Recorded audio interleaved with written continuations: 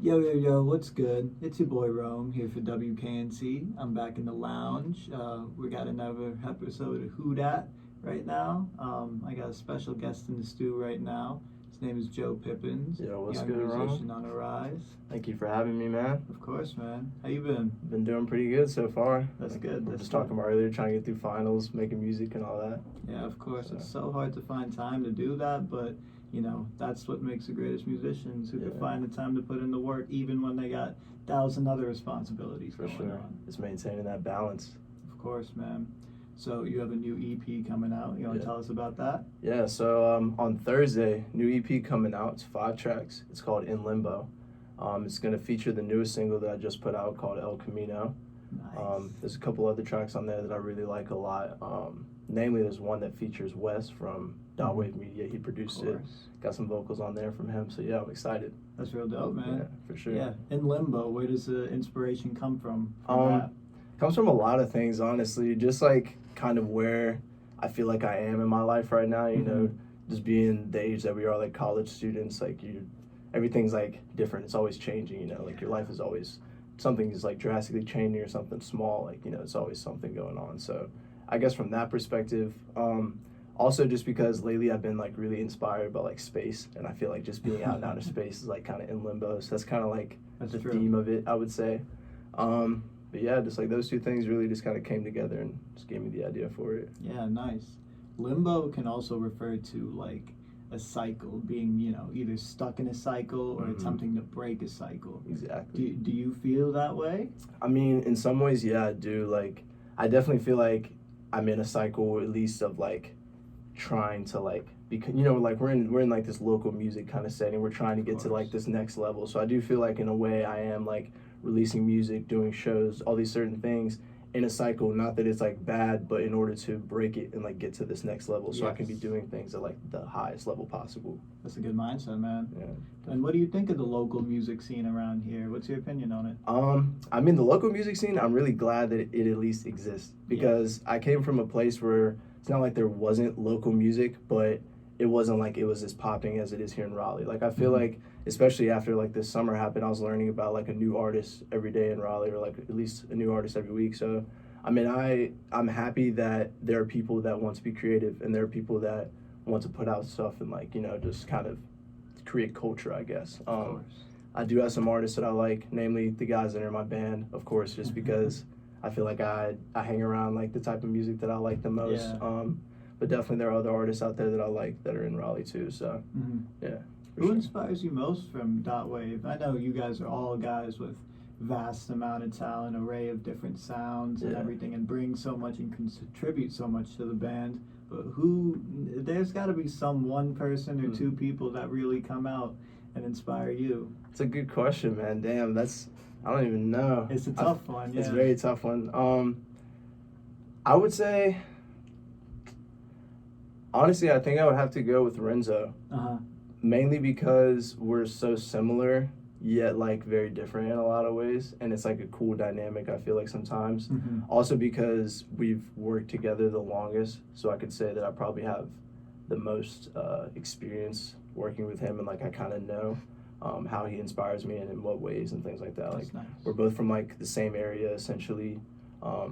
We like the same type of music. There's certain times where like certain things about our personalities differ, of course, but like I would say probably him. I mean, everybody in DOTWAV inspires me to like a certain degree, but yeah. Definitely. It's great to have a group of people that you could work off of and inspire you and inspire them to even create more. Exactly. So I want to talk about a little bit more about In Limbo. Okay. What would you say if you could use a couple words to describe the sound of it? And what you're influenced by and what we can hear on In Limbo. Okay. I would say, as some words that could describe it sonically, definitely atmospheric. The title track, which is the closer, is called In Limbo. I'd say that's probably the most atmospheric one on there. It's very, very synthesizer inspired music, I would say. Because usually, if you're familiar with my work, it's a lot of like guitar bass instrumentals. Very like melodic inspired type things, but this is also taking that like same melodic idea and putting it now just in a new instrument. I'm just trying out like a new medium. I would also say like there's a bit of nostalgia, like a nostalgic mood on this project, mainly from El Camino, just because I talked a lot about like my time in Spain, about like meeting Wes, like that type of whole dynamic. Yeah, those are probably the two biggest things I would say from that. Yeah, definitely. Sure. Nostalgia is such a good subject and just a good feeling to have in a song. I really love when songs get so nostalgic. Do you want to talk about a little bit about your time in Spain? Yeah, for sure. So I went to Spain to study abroad. For people who don't know about my academic background, I'm actually an information technology major, but I have a minor in Spanish. So that's why I went there to finish that out and like get my degree essentially in Spanish. So I went out there. I already had in mind, I was like, I'm buying a guitar when I get to Spain. I knew that because like ever since a kid, I wanted like a classical guitar. Oh yeah. So yeah, I went out there. First couple of days, I got it. Every single day, literally after class. Basically, I would like skateboard to class. After class, I'd skateboard back. I'd go to this park that was like right across the street from me, and I'd always have my guitar with me. So like every single day, I'd just be there, kind of like writing stuff, either skating, whatever, like meeting people, just trying to work on Spanish, all kinds of stuff like that. And I was coming up with like these lyrics for El Camino were kind of like forming in my mind. Like there's this, I don't know why, but I feel like when I write songs, I don't write them down initially. They like come to me like 6 months later, but I'll have had that thought like a while ago. Yeah. So like the idea of these lyrics were like kind of running through my head for a while. And I actually linked up with this dude in the park, and he had the same type of guitar that I had. We just talked about like making music and all this kind of stuff. What kind of guitar did I ask? It was a classical guitar. It was like, I don't know what brand it was, honestly. I can't even remember. But yeah, so we sat and we talked about that for a while, and then we just kind of showed each other chord progressions and all this kind of stuff. And after a while, I was sitting there and I was like, I kind of like this chord progression that I came up with. Like we were like going back and forth, just like trading ideas musically. We're sitting here like just learning, you know what I'm saying? Because he's from a completely other world than I was from. So like it was cool just trying to get that experience. Crazy experience. Yeah, man, it was really fun. So I would say I was there for a month, but I was in Europe for 2 months. So I'd say probably at the end of that month, I started really going into like recording this. And I had these chords in my head, these lyrics and all this kind of stuff, and just started putting it down. Every single time I would go somewhere, I would try and essentially like write down my memory of it and like add it to the song, like figure out how I can do that and like make it work. So yeah, I would say like basically just from that's how El Camino came about. Yeah. And then LIMBO ensued after. That's a really crazy process. Yeah. I also have a creative process where I, have a bunch of thoughts that kind of just line up over the course of a couple months, and then one day I just wake up and remember the song, and it all floods out. Has your creative process changed over the years, or how did it start and how did it form to what it is now? Okay, so I've been making music for like a really long time. Yes. Since I was like a kid, I've been wanting to like do this like music thing, like being an artist kind of at this like high level. And I started releasing music, and there was like a certain process where I kind of would just like come up with chord progressions on a guitar, like somehow, then just like lyrics to top that. Then I would fill it in later on. But as I got older, as I like started to listen to different music, and my ideas on music kind of expanded, just because I was like putting myself in, I would say just like just listening to different types of music and just things like that kind of helped me think of different ideas on how to approach making a song. So as I got older, that kind of happened as well. But I would say like DOTWAV definitely like changed it for sure. Of course. There, like, I would say up until I joined DOTWAV, that process that I just described was like the same, where I'm like thinking of chords, I write the song, make a beat, etc. But like with them, once I met namely Wes and Sonny, I really learned how to like record songs, like the technique behind it, like exactly what you're trying to do, like the purpose behind everything. So yeah, like I think that now it's more, I'm thinking as soon as I, like, let's say I'm making a beat or something like that, first thing in my head is like, how's this going to be mixed? Because I feel like that's the last problem later on, especially when I send it off to an engineer like Wes or somebody like that, and they might have a question, and I'm like, well, I should have thought of this way beforehand. So like definitely I think of like mix type things first, just because of those guys and like what they've taught me. So for For sure. Yeah. And let's see. Another question. So, what's something that you dislike about the genre that you're creating right now? Are there any like drawbacks that stray you away from achieving this type of sound, or you know? So you're saying like from what I'm putting out, or like my contemporaries, if there's Yes, something. Okay, yes. so like honestly, namely with myself, one thing that I try and like avoid is like being pretentious, I guess, just because I feel like that the type of music that I create and like the genre that I'm in is like very heavily focused on like what you're saying, like how, not necessarily how deep are your lyrics and things like that, because it's not like I have to make a deep song every time, but at least like that it's got some substance to it in some sort of way. But also I don't want to be like pretentious in doing that. Yeah, you know what I'm saying? So no, just I like get that. staying on that line, I would say. Putting you in every song. Yeah, That's it. exactly. And you should be the whole focus For sure. of your song. I would say that probably is like my biggest pet peeve, not only with myself but like with other artists.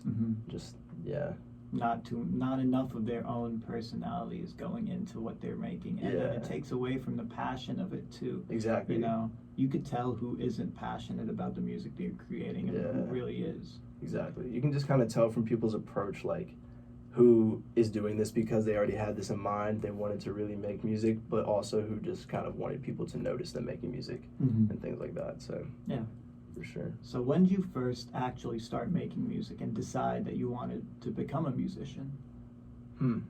I'd say probably like 8 years old. Yeah. My parents have always like surrounded me with music. I would say just like music, fashion, film, like anything in that range. My parents have always been like very adamant that I was like knowledgeable in some sort of way in each one of those things, especially with like black film, black fashion, black music, things like that. So I just hear all this music from my parents growing up and these kind of things. They get me like little instruments and things, you know, like little kids get like drum sets or whatever, all that type of stuff I grew up having. But then I eventually got to like 8 years old and got a real guitar and started taking lessons and things like that. And I was like, you know, I actually really would like to do this. Like, if there was some sort of way, some sort of possibility, I want to like figure out how I can make this like my profession. And I kind of like, definitely like there have been points in my life where I like go back and forth, but it's like that's always been like where I've been gravitating towards, is like doing something in that range. Yeah. And it's good to have such a good base of art knowledge, and I feel the same way. My parents did the same for me. I was always really, you know, enticed with exceptional film and music that sounds, you know, different than what people play on the radio, the mainstream. And it really gives you such a good personality too going forward, and what you want to do as a musician. Exactly. Yeah, it's great. So it's important for artists to make it nowadays and get recognition, you know, for their art. And I think recognition is a little bit different from attention for their art, you know? So, you know, let's for a second, we forget all about the big end payoff that comes with being a musician. When it comes down to it, you really love music, right? And you would create it no matter what, you know, you get in return. Is that true? Exactly. Yeah. For sure. I would say that my main goal with this, like, I mean, of course, like the reason why I do it professionally is in order to make a living off of it, because everybody has to make a living in some sort of way. Of course. But regardless of that, and if I didn't have like what I have going on now, I feel like I would still just try and make music just for the sake of like, I enjoy creating something that like I had an idea, I took the initiative to like collaborate with people, meet people, like work on it and then put it out. I feel like that's what's the biggest part of it to me, is like being able to have an idea and then make that become reality. Yes. Because like, I mean, you never know, like certain ideas, they always spark other ideas. Like somebody put something out, like I always say this for me, like when Childish Gambino dropped Because of the Internet, that was the moment where I was like, okay, now it's time for me to go make music, like, and start putting it out. If he hadn't done that, I mean, I probably still would have been doing it, but like that was the moment, you know what I'm saying? So I'm trying to just make that happen for other people as well. Yeah. And how do you think you inspire other people, you know, people who look up to you? I think just by remaining positive, just in any type of situation. I think that and this is with everybody in DOTWAV. Like I just think that we all try and like stay as positive as possible just about anything that goes on, whether it's good or bad. I also think that staying focused is a very big thing too, because I feel like in a lot of ways winning distracts you more than losing. Mm-hmm. So I feel like something good could go for me, and then I'll start to be like lackadaisical because I'm like, oh well, this just happened a couple of days ago, so like that's cool. I just try and cut all that out because I feel like that's what will hurt me in the end more than like not being focused on something. Yeah. You know what I'm saying? I feel the same way, but sometimes I feel like it's a curse because I get to a certain place where I do create something, and I'll appreciate it for the smallest amount of time, and then I want to create something bigger and keep going forward and forward and forward. Definitely. And for some reason that makes me a little unhappy because I don't know what the end is. Yeah, for sure. I mean, it's just not being satisfied. Yeah. Just trying to get to that next point. It's a tough mindset to have. Both a blessing and a curse, because you constantly outdo yourself. Right. You know, you also constantly make mistakes. Exactly. But learning from those mistakes and then appreciating what you do create. Do you feel like you appreciate what you create enough?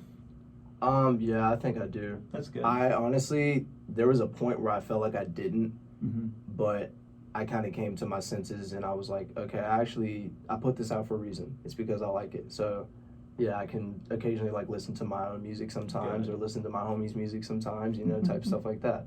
I understand. I think it's one of the only professions where you don't want to, you know, you're not expected to like your own art, but anything you create, you should love it. Exactly. Dearly to you. Right. Because it's you. Because you don't like, I feel like with a lot of artists, you don't want to be caught listening to your own music because then it just looks like you were just being like, oh, I'm like the best. Like, I feel like I have to listen to myself for one to like remind myself to keep going and be like, this is where I was and now this is where I could be, but also to remind myself like not from a cocky standpoint, but like the music is good, like and there might be times where I could get down on myself or like we as a team get down on ourselves, and if we just listen to the song it might just bring the morale back up. So I feel the same exact way.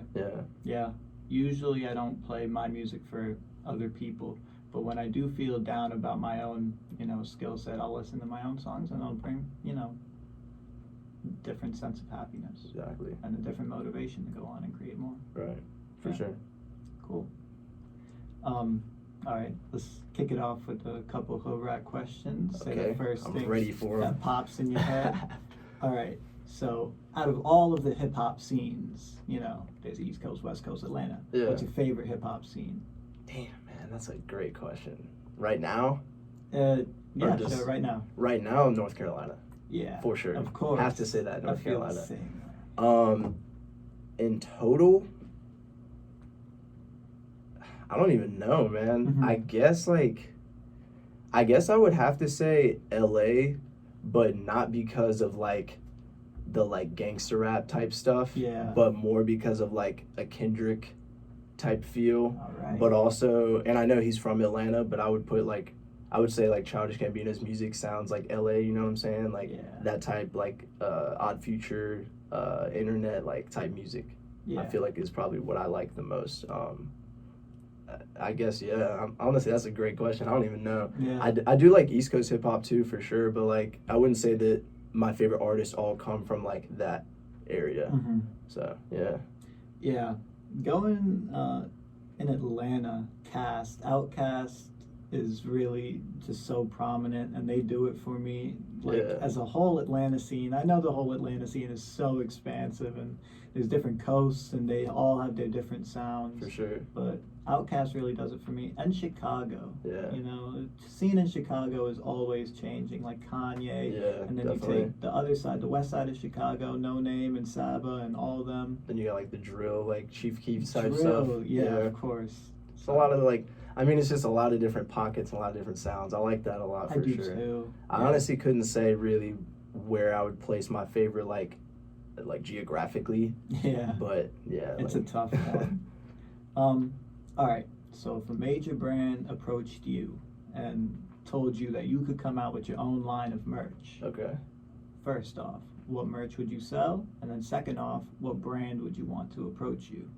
I already know off the bat I'm selling some pants. I love pants. I'm Mhm. actually about to make some for my new merch coming up. It's funny you asked me that. If a brand approached me, that's a good question. I think if I'm going mainstream, I'm gonna have to go with Virgil in Off-White. Of course. I love Virgil. His work ethic is really awesome. I think that he would be like a cool mentor in that sort of area for me as well. If I was going to say a brand that was like still, I don't know. I guess I would just have to go with Off-White, honestly. I think I would do that for sure. That's dope. All right. So once you make it and are swimming in dough or whatever, what's the first thing you're gonna buy? Okay.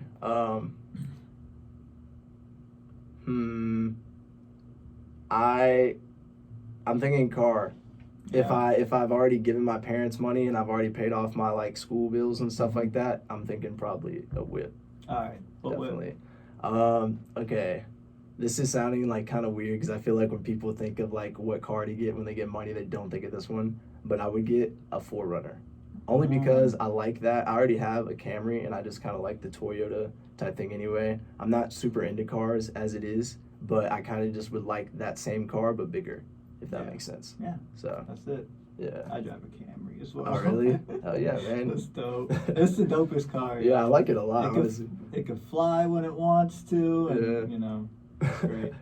All right, so try to name an album that you envy, or just an album that you love so much you wish you would have thought of that idea first. That's a good. Cherry Bomb by Tyler. Oh, That's actually an album. I know a lot of people hate Underrated. that album, but I really love that project so much. And I think that it's like focus on it kind of like, it's especially the way it was mixed, like took Tyler's vocals back and like put the music forward. Mhm. And I was like, wow, I really wish that I could make a project to like literally just have my music do the talking. You know what I'm saying? Like sometimes I feel like I don't want to say anything and like just like let that happen, you know? And I feel like that project did a lot of that. Yeah. So Even with the newer projects, he just tailors his music in such a way where it's such a good blend of mixing production with the vocals, and then also mixing the vocals to create more of the musically sounding, sonically sounding beat. right. You know, it's really He's a great. genius, yeah. He is. It's Yeah. crazy. All right. Let's say we take a trip to the airport right now. And it's RDU International. Yeah. So that means you could go anywhere. Okay. Okay. You look at the list of flights and you pick somewhere to go for the next 48 hours. Where are you going? Damn, man, you got the best questions, I swear. Whenever you said that to me, the first place that popped in my head was Australia. I don't know why Australia popped in my head, but I'm gonna say that. I think that would be a cool place. I've never been there before. I think that would be probably a sweet place to go. I've been thinking about that a lot too. I would definitely want to see the Great Barrier Reef before they actually, die off, because it's going away fast. Yeah, honestly, like going out there would be really awesome. I would like that a lot. Yeah. I think that'd be cool. All right, so this is just a general, vague, big question. Okay. What makes you happy? What makes me happy? The people I'm surrounded with, and knowing that there are people who care. That's good. Yeah. That's good. If you could see anyone perform, dead or alive, anyone of all time, who would you see? Michael Jackson, Yes. easily off the bat.